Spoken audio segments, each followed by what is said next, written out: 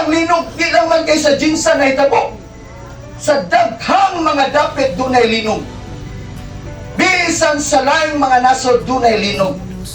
Tungod kay ang mensahe dahil sa mga linog mga kaigsunan, tungod kay daghang mga tao nga mitalikod sa Dios, daghang mga tao nga way panahon sa Dios, daghang mga tao nga wala nagpili sa Dios. Sa lagtunon ni nga nahitabo sa jinsan, dili lang ni para nila, apan para nato tanan. Dili lang di kamatayon ang pinakadakong trahedya. Ang trahedya sa tao makaigsunan nga kung ikaw wa na sayod unsay purpose nimo nganong buhi pagkakaroon.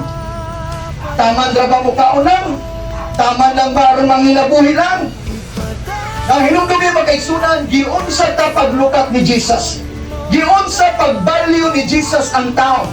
Mula yun ang Bible, God demonstrate His great love. Though we are sinners, but Christ died for us.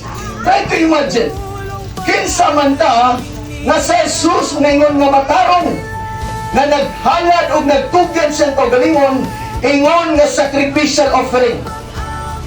Gisakit niya ang kaugalingon, hangtod sa kamatayon sa krus Kalbaryo, aron ikaw ako malukat gikan sa tunglo sa sala. Ingon ana kagbalyo sa Dios ang tao. Nagtos kamatayon sa sakripisyo nga makalilisan. Mangutana ko nimo, kung ikaw nag-ila Dios, giunsa nimo siya pagbalyo? Giunsa nimo siya pag-isip nga importante kayo nimo? Wala galitay ampo pagmata pa lang. Wagi tayo pasalamat sa pagkaon pa lang. Ano man? Kay dili ingon anak ka importante nimong Ginoo. Manamudasig ko nimo karon. Tagaig bili ang Dios sa imong kinabuhi.